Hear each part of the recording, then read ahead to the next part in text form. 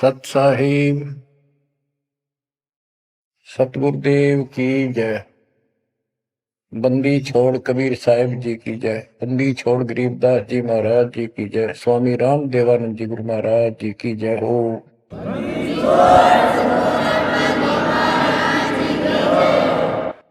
सर्व संतों की जय, सर्व भक्तों की जय, धर्मी पुरुषों की जय। श्री काशी धाम की जय, श्री सुडानी धाम की जय, श्री करोथा धाम की जय, श्री बरवाड़ा धाम की जय। सत साहिब गरीब नमो नमो सत्य पुरुष को, नमस्कार गुरु के नहीं। सुर नर मुनिजन साधु, संतों सरसदी। सतगुरु साहिब संत सब, दंडवतन प्रणाम। आगे पीछे मत हुए, किनको पूर्व। कबीर सतगुरु के उपदेश का, सुनिया एक विचार। जय सतगुरु मिलते नहीं, जाते नरक द्वार। नरक द्वार में दूत सब, करते खेचा तान। उनसे कभू नहीं छूटता, फिरता चारों खान।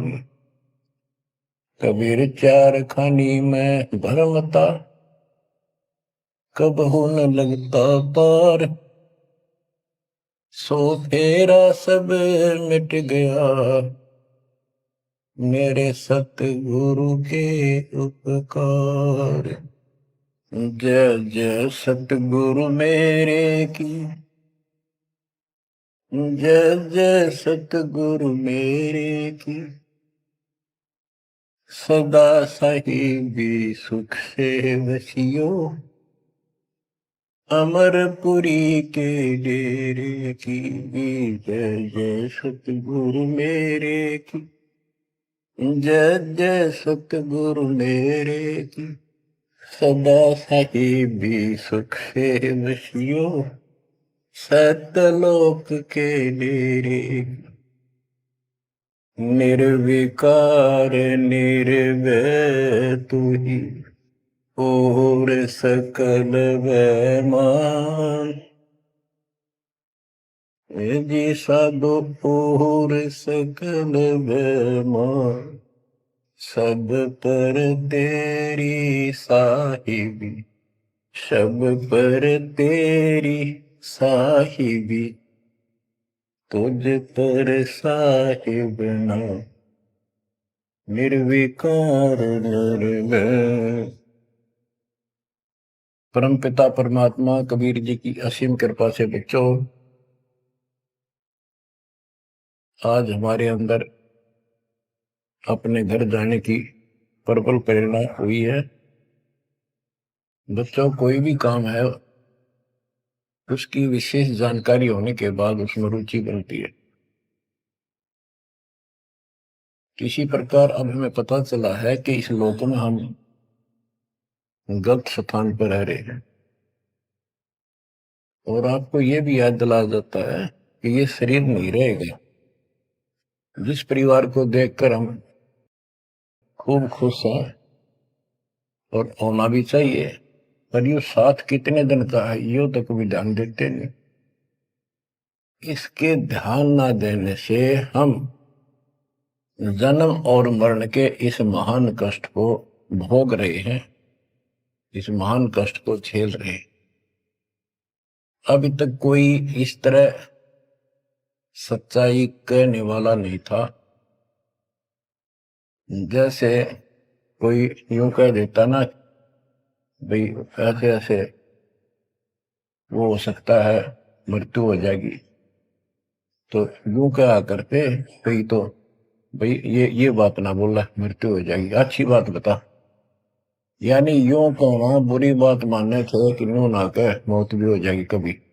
संसार भी छोड़ना पड़ेगा। यानी इस सच्चाई को अवॉइड करने की चेष्टा करते थे।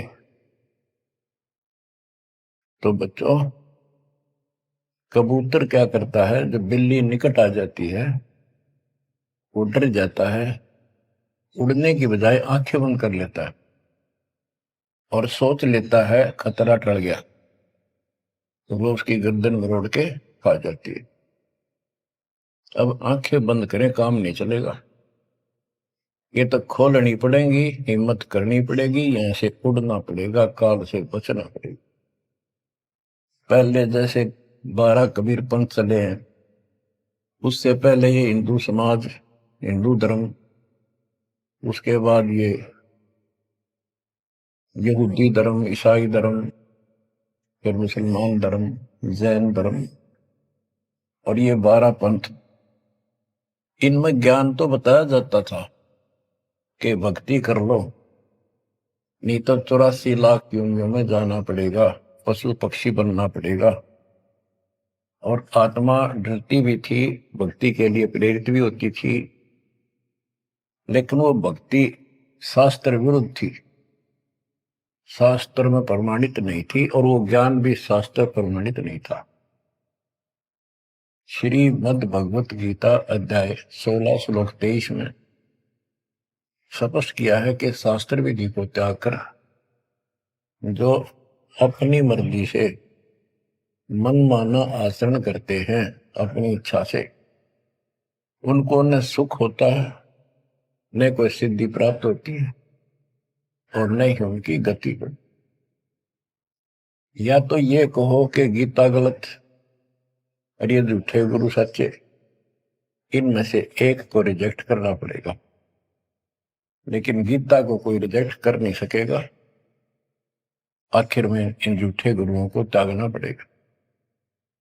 बच्चों, परमात्मा के पाने के लिए, उस सुख को प्राप्त करने के लिए कितने कितने कष्ट झेले हैं महापुरुषों ने, हमने भी उठाए। हम ऋषि बने, ऋषि बनकर कठिन साधनाएं की, जैसा लोकवेद दंत कथाएं सुना करते थे, उसके आधार पर सिद्धियां आ गई, सिद्धियां दिखाकर फिर प्रसिद्धि होगी, उस प्रसिद्धि के ऊपर हम प्रसिद्ध हो गए और खूब महर्षि प्रसिद्ध हो गए।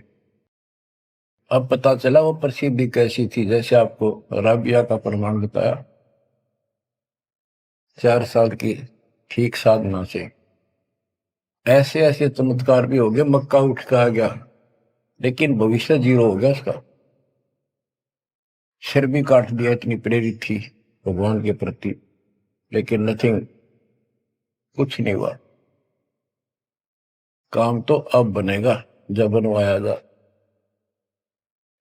गरीब ये जीवन सफल है, जब लग राम रटंत, देखोरी को जाने दे, भरम पड़े हैं पंथ।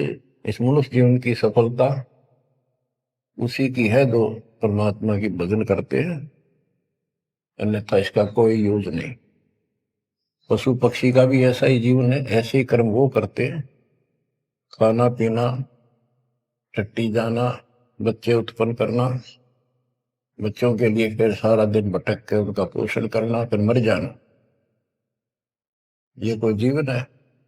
इस ज्ञान से आपके अंदर जो गलत प्रेरणा भरी हुई है वो काल द्वारा भरी गई है, बहुत प्रबल है, वो सामान्य नहीं है।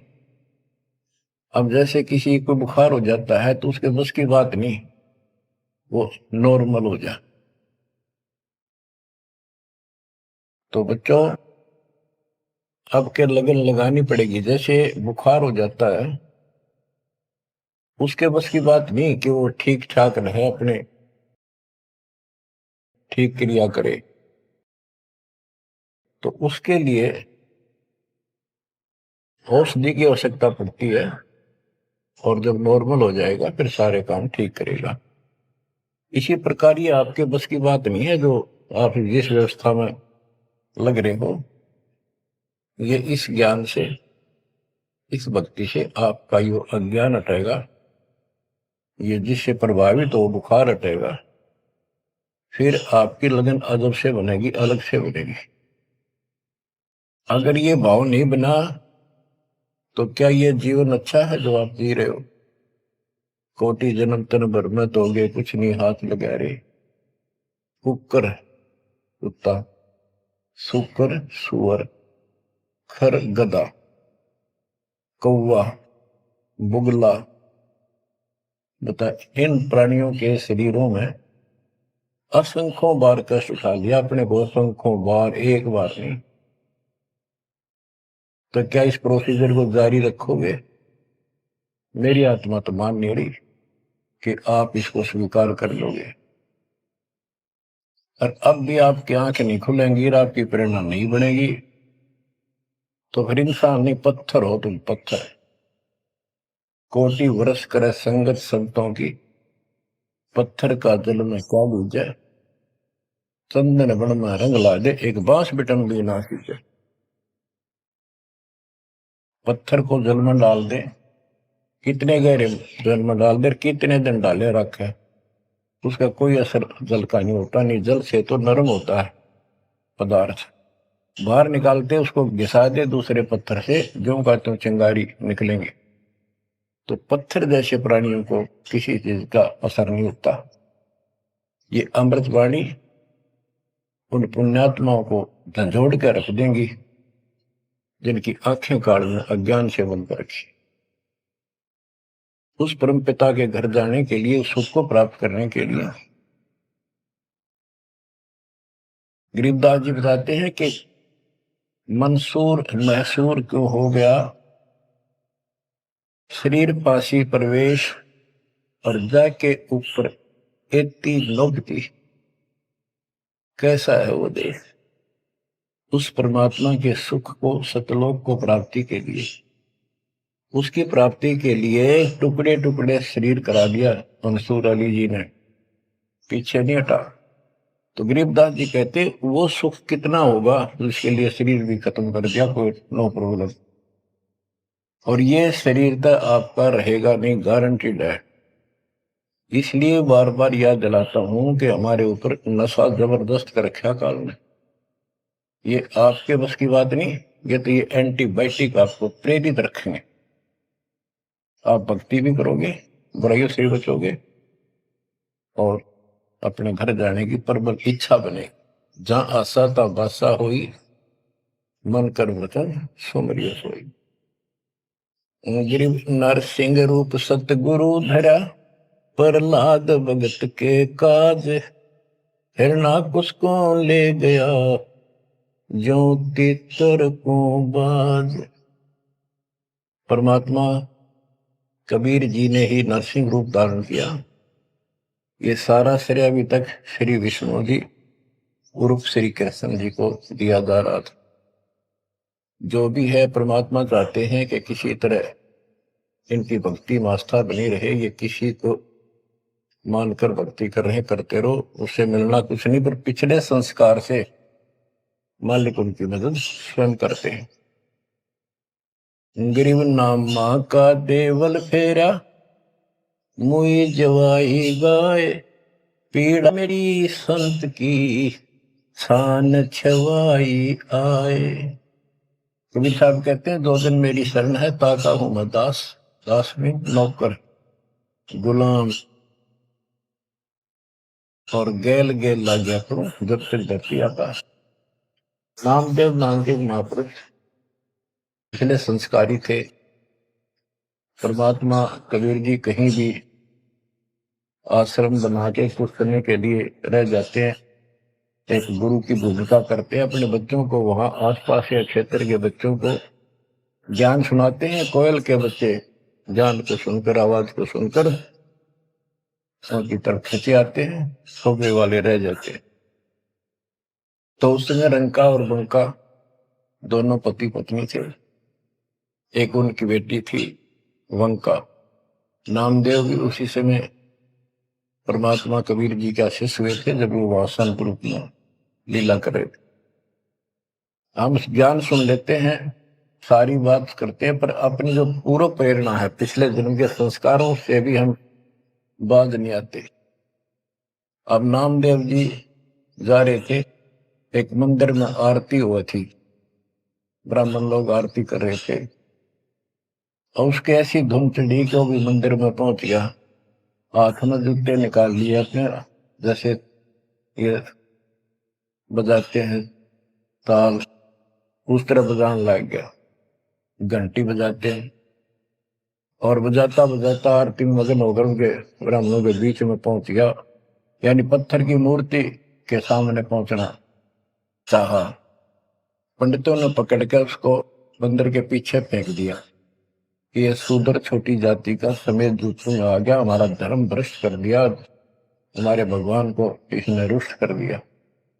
तो परमात्मा वो तो फिर भी पड़ा पड़ा मन की आरती कर रहा था, लो लगी थी दाता में। परमात्मा उस मंदिर का मुंह नामदेव की तरफ कर दिया, और पंडित पिछली साइड में खड़े घंटी बजा रहे थे, आश्चर्यचकित हुए। तो एक दिन नामदेव रंका बंका के घर गया, तो उस दिन वंका लड़की, रंका और बंका जंगल में लकड़ियां लेने गए हुए थे, पीछे वो लड़की अकेली थी, वह कोई पट्टी तैयार करे थी, जैसे किसी को चोट लग जाया करे, हल्दी वगैरह लगा कर। नामदेव बोला, बहन किसको क्या हो गया, किसको चोट लगी, किसके लिए पट्टी बना रही हो? उनका बोली, रे नामदेव तू गुरु जी ज्यादा दुखी ना करा कर, तो भाई मर्यादा में नहीं रहता, वहां के जरूरत है तेरे को जाने जिस मंदिर में, अपना मंदिर में जाना भगवान अलाउड थोड़ा कर रखा है, मानता नहीं तो तेरे लिए, तेरी इज्जत रखने के लिए गुरु जी तेरे मंदिर फेर गए थे, हाथा चोट लगी भाई, उनका पट्टी बांधो। नामदेव गया, देखा तो सचमुच गुरु जी के हाथों में चोट लगी हुई है, और उनका पट्टी बांधी। हम भक्ति भी करते हैं पर अपने संस्कार फिर भी कोई न कोई अड़ाए रखते हैं, ये परमात्मा को परेशान करते हैं। आप अब आ गया है कति पीक टाइम, अब ये बात नहीं चलेगी। पहले तो चलो को रह गए, कोई बात ना, पैर पकड़ लिए भगवान ने, अब क्या फिसल गया पैर, तो पता नहीं कहां पड़ोगे जाकर। ऐसा अजब गजब का ज्ञान दे दिया, ऐसा समाधान आपको दे दिया, और ऐसे समय में मानो शरीर मान, तो आंखें खोल लो बच्चों। गरीब नामा का देवल फेरा, मुई जवाई गाय, पीड़ा मिट्टी संत की छान खवाई आए। अब एक जिसमें नामदेव जी ने मंदिर घुमा दिया, घुमाया तो मालिक ने था, लेकिन मालिक अपने नाम नहीं लेते, दादू से दरजीव के आप बगल हो जाए, करा करावे साइया मन में लहर उठा, दादू से दरजीव के आप बगल हो जाए। उनकी महिमा ज्यादा होगी, मुसलमान धर्म के लोगों को दिक्कत हुई, उन्होंने राजा को कहा कि ऐसे ऐसे काफिर है, वो दुनिया को गुमराह करता है कि मुर्दे जिंदे कर देता है, मंदिर घुमा दिया, ऐसे कर दिया। राजा ने पकड़ के बुलाया और कहा, ये गाय काट दी वहां पर, इसको जिंदा कर, जब जाने तो संत है, नहीं तो तेरे को आज तेरी गर्दन यही काट दूंगा। कबीर साहब कहते हैं, हम फिर वहां गए बच्चे, अपने बच्चे के लिए, और उस गाय को जीवित किया। जैसे पुराने समय में संस्थान झोपड़ी डाला करते थे, हट घास ग्रास की, और वो साल भर में कंडम हो जाती थी, तो बारिश आने से पहले उनको फिर से या तो नहीं डालते थे, या तो उनमें कुछ रिपेयर किया करते थे। नामदेव की माता जी ने कहा, बेटा अपनी छान ठीक कर ले झोपड़ी, बारिश आने वाली है, मौसम निकट है। वो कहने लगा, ठीक है माता जी, जाता हूं मैं जंगल से सर काट के लाता हूं, वो सरकंडे से घास फूस। रास्ते में सत्संग हो रहा था, सत्संग सुनना, फिर वहां सेवा में लग गया। शाम होगी, वापस आ गया। उसकी माँ बोली बेटा ले निकल घास फूस। माँ ऐसे ऐसे सत्संग में चला गया, ध्यान नहीं रहा। अगले दिन फिर ऐसे ही। उसकी माँ बोली भाई देख ले तो बारिश हो जाएगी, कुछ दिन सारे कपड़े भीजेंगे, अपने भीगेंगे, बहुत नुकसान हो जाएगा। अगले दिन भी ऐसे हुआ। तीसरे दिन उसने सोचा आधा सत्संग सुन लो और फिर जाऊंगा। आधा सत्संग सुनकर चल पड़ा। सत्संग तो फिर पूरा ही सुनना पड़ा उसने, फिर सेवा सेवा ना करी, अपना काम के लिए चल पड़ा। जल्दी जल्दी घास फूस काटने लगा, पैर में कुहाड़ी लगी, दांती लगी और ज्यादा चोट लगी। पैर के पट्टी बांधी, अपना कपड़ा वही ले रखा था पाड़ के चद्दर। और उसी दिन परमात्मा ने नामदेव का रूप बनाया और खूब ये सरकंडे सिर पर धर के लाए, आकर छान बना दी और डाल दी। नामदेव शाम को लंगड़ाता लंगड़ाता पहुंचा। माँ बोली के ला गया बेटा? मैंने बताया माँ ऐसे ऐसे आज भी ना लड़ पाया मैं तो। माँ उस झोपड़ी से आगे पहुंच गई, बेटे को तकलीफ सी देख के क्या लग गया बेटे के। माँ माफ करिए आज भी नहीं सामान लान पाया मैं तो, वो ऐसे ऐसे बन गई मेरे साथ। कोशिश करूँ था जल्दी जल्दी काटूं, माँ दुख पाओगी। मेरे तो पैर में कुहाड़ी लगी है, दांती लगी, चोट लगी और चला भी नहीं जाता। मैं ठीक होती बनाऊंगा झोपड़ी। उसकी माँ उसके मुंह की तरफ फेंक के बेटा क्या बोल रहा है तू? तो अभी तो आया था झोपड़ी खुद बना के गया, बेटा क्या कह रही है, चोट कब लगी तेरे? नामदेव निकट आया, देखा ताजी झोपड़ी बना रखी है गजब के सरकंडे लाके। ऐसे तो आसपास की तो थे भी कोनी, ऐसा घास फूस। नामदेव खूब रोया बैठे। माँ भगवान थे, परमात्मा थे वो तो। बच्चों दो दिन मेरी शरण है ताका हूं मैं दास, गेल गेल ला गया फिर जब तक धरती आकाश। ये किसी जन्म में भक्ति खूब करी थी जैसे इस युग में, और इस युग के पिछले हुए भक्ति गजब की रहती है, क्योंकि यह साधना शास्त्र में खुला। मोक्ष ना होता तब तक परमात्मा इनके साथ ठहरे। इनसे चमत्कार भी होते रहते, नाम भी हो जाता, पर काम तो ना बढ़ा, मोक्ष तो ना हुआ। तो ये जो ज्ञान आपको सुना जा रहा है, ये हर पहलू पर आपको सतर्क किया जा रहा है। तो या तो इस भक्ति ने छोड़ दो, रिया कति दर्द हो जाओ, कमर कस लो, अब का पीछा छुटवाना है। ये लल्लो पत्तो बहुत होली। केवल हम सुख मांगते हैं, धन मांगते हैं, बेटा ना तो बेटा मांगते हैं और धन संपत्ति मांगते हैं। ये तो बिना मांगे दे देगा जब दिल डट गया आपका, डर रहे तो। कोई भी काम है दृढ़ता के साथ होता है। धीरे धीरे रे मना, कबीर साहब है। कबीर धीरे धीरे रे मना, धीरे सब कुछ हो, माली सींचे सौ गुणा ऋतु है फलो। आज पौधा बोया है आम का, अगले दिन नहीं लगेंगे फल उसके, महीने 20 दिन में भी नहीं लगेंगे, वर्षों उसकी सेवा करनी पड़ेगी। एक बार पेड़ बन जाने दो, फिर देखना आपको छाया भी और फल भी इतने देगा, आप भी खाइयो, रिश्तेदारों को खिलाइए। इसी प्रकार से भक्ति रूपी पेड़ को, पौधे को पेड़ बना लो। दास देख रहा है, दास ने शुरुआत जब की थी उनकी क्या स्थिति थी मेरे बच्चों की, भक्तों की। वो डटे रहे, टिके रहे, आज हर तरह से उबारा है, संसार से न्यारा है और मोक्ष मिलेगा। जो जन्म मरण का कोड कटेगा। गरीब कबीर के सो बंजारा हुआ, आप भक्ति के हेत काकर बोई जान के, धना भगत के खेत। धन्ना भगत जी बहुत जबरदस्त लगन की लगी हुई थी उनकी, बहुत जबरदस्त भगत थे। दया भाव संत में होती है।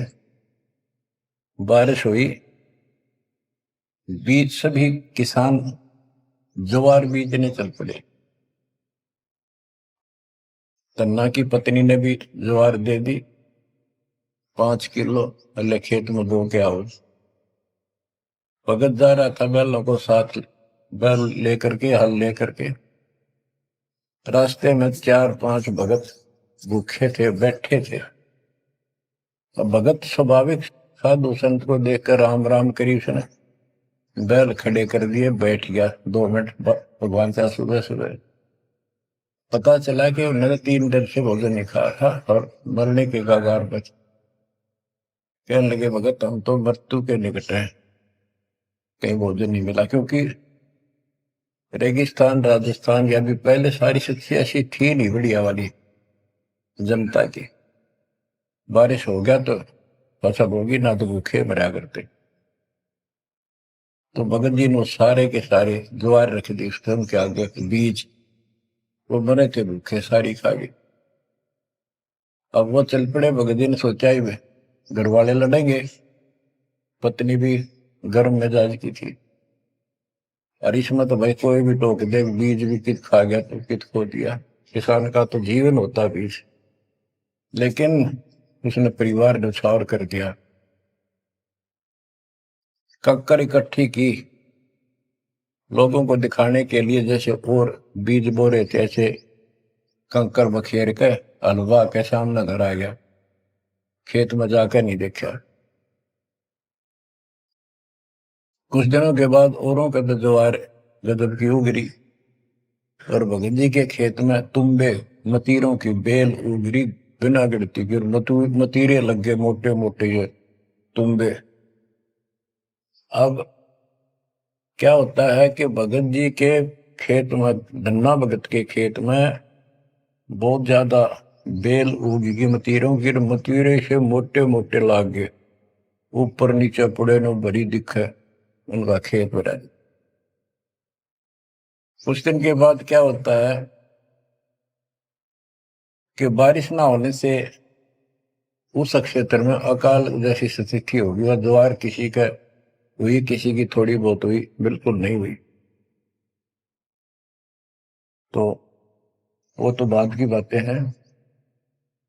किसी ने जाके धन्ना भगत की पत्नी को बता दिया कि तुमने ज्वार नहीं बोई।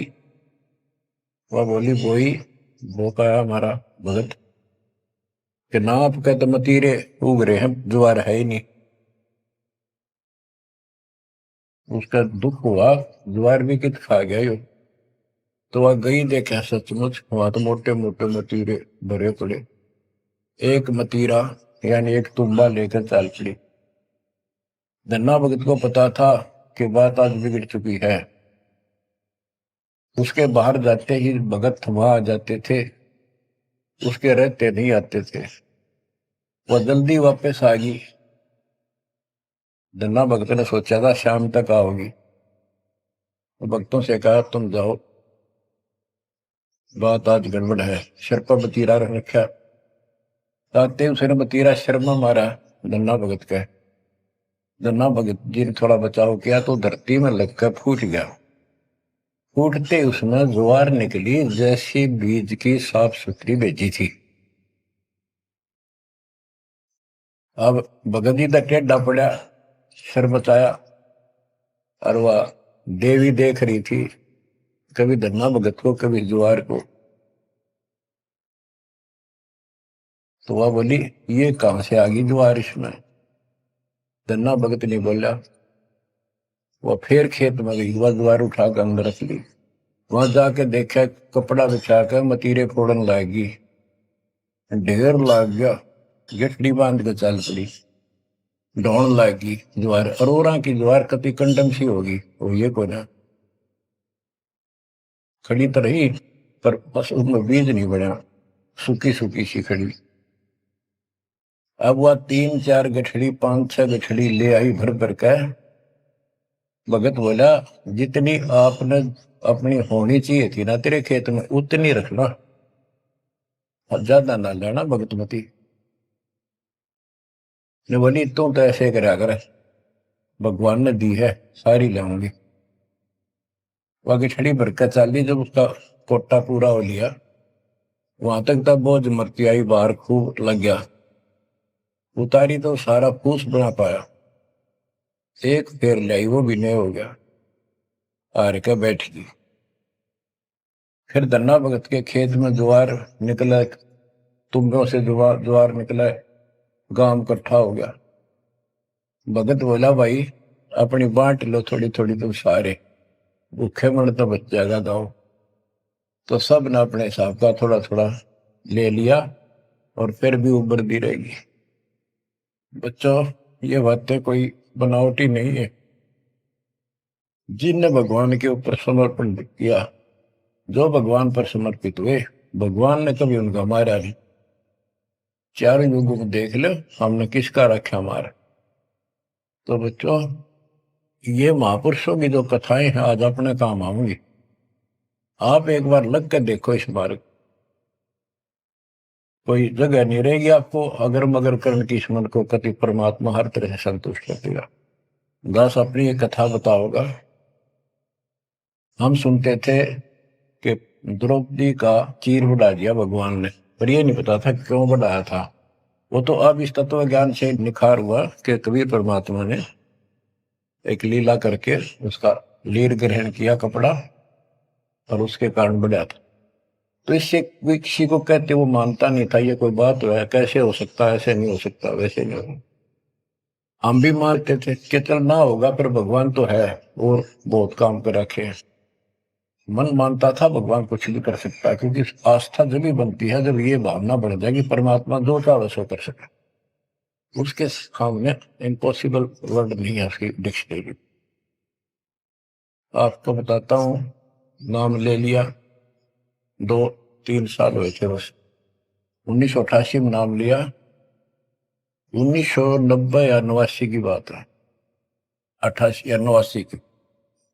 तो एक मकान बनाया, ऊपर मकान बना रखा है, उसके ऊपर एक गैलरी ही पूजा स्थल बनाया, 5.5 बाई 15 फुट का। उसमें एक गली में झांकी थी, खिड़की और विंडो, और एक अंदर आंगन की तरफ क्रॉस वेंटिलेशन बढ़िया था। तो जल्दी के कारण मैं बने बनाए वो लिया जगड़े, पूजा स्थल 2 मांझ का उनको पेंट करके लगा दिया। उनमें शीशे भी लगे हुए थे, एक शीशा टूटा हुआ था, एक सिर्फ खिड़की का, वो डबल होते। मैं ये चढ़वा देंगे बाद में, जल्दी काम हो जाएगा। वहां मैंने ये भक्ति बोध छपुआ कर रखी कि गुरुजी आएंगे उनको सौंप दूंगा, वो आगे भक्तों को देते रहेंगे जब कोई दीक्षा लेगा। ऐसे सेवादास करने लगा। क्या हुआ कि उस जो शीशा फूटा हुआ था उसमें के चूहे बढ़कर उनको काटने लगे। और उस समय क्या था, जब वो जंगले लगाए तो जाली ले आया था, ये एक लोहे की जाली जो मच्छरों से बचाने के लिए खिड़कियों पर लगाई जाती है बाहर की साइड। और वो गलती से वो गलत काट के दे दी। मैं वो साइज लिख के उस लोहे की दुकान पे दिया, भाई ये काट के तैयार कर दे, इनका गल बना दे। मैं और सामान लेकर वापस आया, उसने बांध के लपेट कर रख रखी थी, मैं उठाकर चला आया पैसे देकर। आके मैंने कहा ले भाई लगाओ। तो ये बड़ा लड़का, अरे वहां किराएदार रहता था, वो बोले हम लगा देंगे। कील क्या सारी ला रखी थी, उन्हें सीढ़ी लगाई। मैं तो चला गया उनको कह के, शाम में आया तो कोई नहीं लगा रखी। पूछा भी कारण क्या था, क्यों नहीं लगाई। उन्होंने बताई कि छोटी है, बराबर में छोटी रहेगी, कम से कम 9 इंच छोटी। वो लिखा था मैंने 3 फुट 9 इंच, उसने 3 फुट काट दी, या नौकर ने देख के काट, या गलती लगी जैसे भी। फिर मैंने सोचा भी छोड़ो भाई, अब किसके साथ मत्था मारे जाकर, वो कहेंगे तेरी गलती है, आपने यही साइज बताया था। मैं इस चक्कर में नहीं पड़ा करता। मैंने वो उठा कर स्टोर में डलवा दी। एक सीजन बारिश का ऊपर का उतर गया। हाँ, फिर वो नित्य नेम छपवाई पुस्तक, फिर उसमें चूहे बढ़ने लगे। कपड़ा बांधा, कपड़ा काट दिया। ये मन में था कि वो जाली तक पूरी है नहीं। फिर दिमाग में आई, भाई ऐसे करो, इस एक खिड़की में दिक्कत है, इस जाली को ऊपर नीचे करके दोनों को एक में सेट कर दो। तो वही दोनों किराएदार, ये बड़ा लड़का, ये छोटा ही था, 12-13 14-15 साल का। तो मैं उनको कह के अपनी ड्यूटी पे चला गया। इनकी माता जी ने, नारों ने, वो वहां से निकाल के जाली स्टोर से नीचे डाल दी, भाई लगा दियो। इन शाम सी न लाई किता। मैंने आकर पूछा, एक जाली ला रखी, वह पूरी एक नीचे पड़ी। मैं ड्यूटी से आया शाम को 5 बजे। मेरे दुआएं बात खटक रही थी, इन लगा दी होगी बच्चा ने ठीक से ना, मैं आप लगाऊंगा साथ लगकर। मैंने देखा एक जाली नीचे पड़ी, एक ऊपर लगा रखी, उसी पे जो शीशा टूटा हुआ था, गिलास। वो गिलास लगवाने की टाइम नहीं मिल रहा था, क्योंकि दूर मेरी ड्यूटी थी, कौशली साइड में हेडक्वार्टर था, 77 किलोमीटर जाना था। ये ऐसा था ही, जुगाड़ करना चाहा था मैं, कर दे फिर आराम से कर लेंगे। तो मैंने अनारों से पूछा कि ये जाली लगा दी उन्होंने? ईब ला के गए, सुबेरे की कह रही थी भाई ला दे, पर ध्यान नहीं दे रहा था यो, लापरवाह। ईब ने देखा गाने वाला पापा, फटाफट बुला कर नींद को लगवा दी। मैं बोला जाली ये और ले आए क्या? ये बोला नहीं और तो नहीं है, ये तो वही है जो ऊपर डाल रखी थी स्टोर में। मन ने ये सुबह आपके दादी इनको कह दी कि भाई ये रखी, लाओ जब ला दी। मुझे विश्वास नहीं हो रहा, तू सच्ची बता, ये बदलवा तो नहीं लाए इसको? और बोली बदलवा किथे, तो लाई मुश्किल तो है बदलवान का कित सही हो। मैं हैरान, मेरा विश्वास नहीं हो रहा। एक पूरी हो ही नहीं सकती, पूरी होकर के भी 6-7 इंच नौ लटक रही बराबर में मुड़ के। 9 इंच वो बड़ी और 6 इंच और एक्स्ट्रा उसी साइड में। दूसरी देखी, दूसरी भी गए। फिर इसने लैब में ढूंढ गए, बड़े लोग खेल खेल रहा था कितना। मैं बोला तू ये बता, ये जाली बदलवा के लाया है कि वही है? वही है, मेरी मां ने उतार के यहाँ डाल रखी थी, हमने ला दी। मैं मेरी कसम खा, कबीर साहब की कसम खा। बच्चों, वो दिन है आज, इतना गजब का विश्वास कर दिया जाता। बात कुछ नहीं थी, वह तो और भी लाई जा सके थी, लेकिन दिखा दिया, कपड़ा छोड़ हम लो बढ़ा जा। इस मालिक कबीर साहब ने लोहे की जाली बढ़ा दी। वो आज भी विद्यमान है, एक तो उनमें से। वो मकान बेच दिया था इसने, वीरेंद्र ने, मेरे यहाँ इस मार्ग पाने के बाद। जिसने लिया वो भगत, उस भगत ने वापस डोनेट कर दिया कि ऐसी अनमोल पूंजी को मैं सुरक्षित नहीं रख पाऊंगा, आपको वापस दे। आज वो फिर वही है, वह जाली लगी हुई है, हमने भी उसमें सफाई किया नहीं है अभी, क्योंकि हमें थोड़ा सा फुर्सत सी होगी, यहाँ से निपटेंगे मिशन को पूरा करके, उसको फिर याद के रूप में रखेंगे। तो बच्चों, विश्वास रखो इस मालिक पर। कह कबीर सुनो भी साधो, मैं तो हूँ विश्वास, और गलत साधना करने से कुछ नहीं मिलेगा। क्या बताते हैं, गरीब कबीर के सो बंजारा हुआ, आप भक्ति के हेत, काकर बोई जान के, धना भगत के खेत। वहां काकर से अन्न हुआ, कंकर से, वहां काकर से अन्न हुआ, वहां केसों से हुआ कबीर, वार पार पावे नहीं गति कुछ गहर गंभीर। अब नकली गुरुओं के कारण ये सारा अध्यात्म ज्ञान नष्ट होया पड़ा था। उसके बारे में कबीर साहब बताते हैं, गरीबदास जी बताते हैं, गरीब विष्णु त्रिलोकी नाथ के, परचे कोटि अनंत, भक्त वत्सल भगवान है, क्यों निंद है संत। यानी भगवान में आस्था बनाए रहने के लिए परमात्मा ने इन पर विष्णु जी को निमित्त बनाकर लीलाएं की। कहते इनको विशेष वो ना समझो, ये भी अच्छी आत्मा है, 3 लोक के नाथ हैं। अब जैसे कोई मंत्री है, उसकी भी पावर होती है, उसको ये कहना तो कुछ नहीं है, प्रधानमंत्री सब कुछ है, ये तो लड़ाई वाली बातें हैं। ये तो सतीथी बताई है, इनकी इतनी औकात है, इतनी ताकत है, उनकी इतनी है, इनसे हम दूर नहीं हो सकते और इनको एज ईस्ट पूज भी नहीं सकते कि ये करतार बने हुए हैं अपने आप। ये वो करतार नहीं जो होना चाहिए।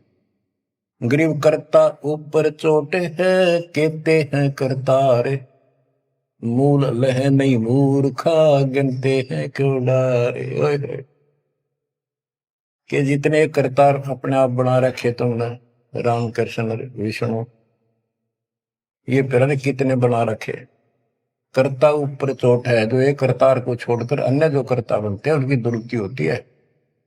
रामचंद्र देख लो, सारी उम्र दुखी रहा और कर्ता बन रहा था, लोग भगवान के थे भी मान लेता था, आजीवन कष्ट रहा, अंत में सरयू नदी में जल समाधि ली, डूब का मेरा।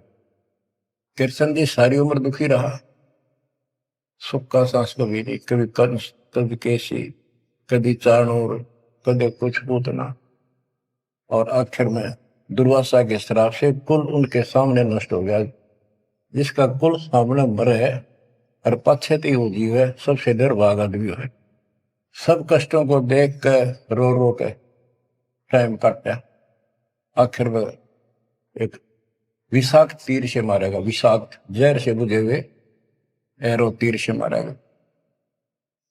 अब क्या बताते हैं, गरीब करता ऊपर चोट है, कहते हैं करतारे, मूल लह नहीं मूर्खा, गिनते हैं क्यों डारे।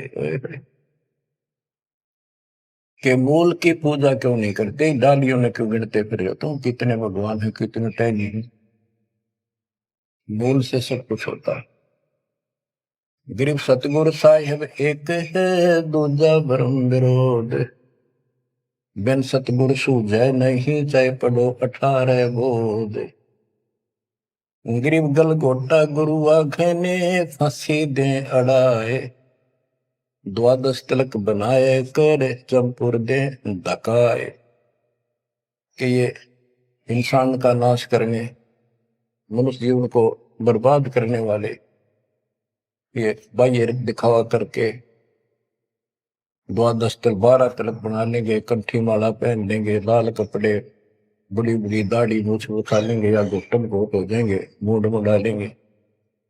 ये गलगोटा है, ये काल की फांसी लिए कर रहे, झूठी साधना करवा के। कहते 12 तिलक बनाए कर लोग इन पर कुर्बान हो जा, साधु है, और जमपुर दे धक्का, यानी उस नरक में धक्के ते ठोक दे। क्या साधना गलत पे जाएगा फिर वहां। गिरम झूठे गुरु का नाक ले, फिर श्रवण और नैन, सतगुरु बोले साखिए, दूर कर पोकट फैन। कहते नकली गुरुओं का इनका जूते मारे, नाक काटे, यानी कहने का भाव है कि इनका बच जा, दूर हो जा, फूक दे। फूकना मतलब ये नहीं आग लगा दे या उन्हें मार दे, उन्हों को आग्रह कैसे, यह कहावत हमारे यहाँ कि इसने फूक दे एक तरफ, जैसे कोई सामान मंगाया, इसकी जरूरत नहीं, कौन खा ला, ना फूक एक तरफ, यानी पटक दे दूर। एक गरीबदास जी कहते झूठे गुरु के नाक कान काट दे। इसका अर्थ है कि उनको कति वहां से अपने से दूर कर ले। गरीब झूठे गुरु को झटक दे, से स्वामी को फूक, या मैं दोष जरा नहीं, शब्द कहा हम कूक। गरीबदास जी बताते हैं झूठे गुरु को झटक दे, और जो नकली शिष्य उनकी मान मुन्न के चिपके बैठे उन्हें भी फूक। फूकने का मतलब ये नहीं उन्हें मार दे के पड़े रहने दो। गरीब पीछे गई सो जाने दे, ले रहती को राख, उतरी लाभ चढ़ाई यो करो अपूठी चाख। गरीबदास जी कहते पीछे जो हुई सो हुई, उसने भूल जाओ, अब शेष बचे जीवन में संभाल लो, उतरी लाभ चढ़ाइयो करो अपूठी चाक। जैसे हम सत भक्ति ना करने से हमारे सारे काम बहुत खिंच के होते ही नहीं, परेशानी रहती है। और जब सच्चा गुरु मिल जाता है वही काम फटाफट होने लग जाते हैं। पुराने समय में कुएं से जल निकाला करते थे, सिंचाई का काम भी कुओं से होता था। उसमें बैल जोड़े जाते थे, एक लाव होती थी, लाव, वो डोल नीचे जाता था, एक लकड़ की पुली होती थी, लोहे का इतना सिस्टम नहीं था, फिर लोहे की बनने लगी थी पुली, उसके ऊपर वो लाव यानी रस्सी, मोटी रस्सी होती थी, बढ़िया मजबूत। वो पुली से नीचे उतर जाती तो अब पुली घूमती नहीं, वो फिर कैसी होती थी, वो घूमती नहीं और अड़का खड़ा हो जाता, नीचे रस्सा गिर जाता साथ में। फिर उसको कहते ऊपर रख, फिर से पुली पर रख और फिर खींच, आसानी से घूमेगी और फटाफट पानी निकला होगा। कि शास्त्र विरुद्ध साधना करके भक्ति से दूर होकर भगवान से तुम दुख पा रहे हो, फिर से भक्ति शुरू कर दो, फिर आपको सुख। गिरिव पीछे गई सो जानते ले रहती कुआख। जो शेष बचा जीवन इसको संभाल ले रख, उतरी लाभ चढ़ाइयो करो अपूठी चाख। गिरिव बोए बिन पावे नहीं जीवित कैसा योग। 84 आसन करे मिटे न संसार शोक। के जीवित मरे बिना परमात्मा प्राप्ति नहीं होगी। तुम जैसे बकवादों में लग रहे हो, जीवित कैसा योग, ऐसे भक्ति नहीं पड़ेगी। और जो 84 आसन कर करके लोग दिखावा करते हैं, इसे मोक्ष नहीं है। गिरिव पंचअग्नि पाखंड है मौनी तपे आकाश। झरने बैठे क्या हुआ, क्या जी में पंच गिरास। ये 5 धुएं लगा के बीच में बैठ जाती है पाखंड करने के लिए। इन मकला इतनी है ज्ञान नहीं इनको। कोई मौन रखता है, कोई तप करता है, मटके गड्ढे के अंदर सुराख करा के एक तपाई का रख के 40 दिन सर्दी के महीने में 100 मटके डेली पानी के अपने सिर पर डलवाता है। और वो बड़े बड़े गांव के लोग उस पाखंडी के चारों तरफ परिक्रमा करते हैं। और कोई कहे मैं सिर्फ 5 गिलास खाया करूं, ज्यादा खाता नहीं। इस तरह के ड्रामाबाजी से अट्रैक्ट करते पब्लिक को, पल्ला कुछ नहीं। गिरिव दूधा धारी शब्द है पान फूल फल खाई। घट में नाम न संचय ये बंधे जमपुर जाई। कई बताते हैं बाबा है दूध दूध पियो है, बड़ा शब्द है, दूध दाधारी बोला है। और केवल कभी फल खा लेता है, कोई फूल फल ही खाता है। तो गरीबदास जी कहते हैं गरीब दूध दाधारी शब्द है ये पान फूल फल खाई। घट में नाम न संचय रे बंधे जमपुर जाई। सच्ची भक्ति है नहीं, सीधे नरक में जाएंगे। गरीब चुंडित मुंडित भद्रा मोनी मैल न पावे। धूमर पान ठडेसरी ये 2 जग धक्के खा। गरीब योग नहीं यो रोग है जब लग निज नाम ल चीन। घर घर द्वारे भटकते बेख बिना यकीन। गरीब बेख लिया तो क्या हुआ जब लग नहीं विवेक। 3 काल निपजे नहीं मिटे कर्म रेख। के चुंडित मुंडित, जैसे बड़े बड़े सिर पर जटा रख रखी है, दाढ़ी बड़वारी, माला मूला पहन गए, बाहर भाई ड्रामा खोल कर रखा है, लाल कपड़े पहन रखे या कति गोट करवा रखा, मुंड मुंडवा रखा। कहते हैं इनसे कुछ नहीं मिलना, कोई मोल रखते हैं। गरीब चुंडित मुंडित भद्रा मोनी मैल न पावे। धूमर पान ठडे सरी ये 2 जग धक्के खाओ। ये धूमर पान करें, नशे करें, 100 रुपए की मारे चलम भर कर ढूंढ उठा दे, ठडे सरी खड़े होकर तप करते, कहते 2 जग में धक्के खाओगे, नरक में जाएंगे। बच्चों, ये मूल ज्ञान है, ये तत्व ज्ञान है। और ये जो ज्ञान आपको दिया जा रहा है, आपके लिए वरदान होगा। ये कबीर साहब की गिफ्ट है। इस रजा को संभाल के रखियो, इसको हल्के में ना भी बच्चों, कुर्बान हो जाओ। ये धंधे करते था सिंगधन हो गए, कितना पुराना पट्टा। इसकी शरण में डट कर सत्संग सुना करो, सेवा करो और दान करो, मर्यादा का निर्वाह करो, भक्ति करो। देखना नारे रंग ला देगा दाता। मालिक आपको मोक्ष दे, सद्बुद्धि दे, आपको याद बनी रहे अपने घर की सच्चाई।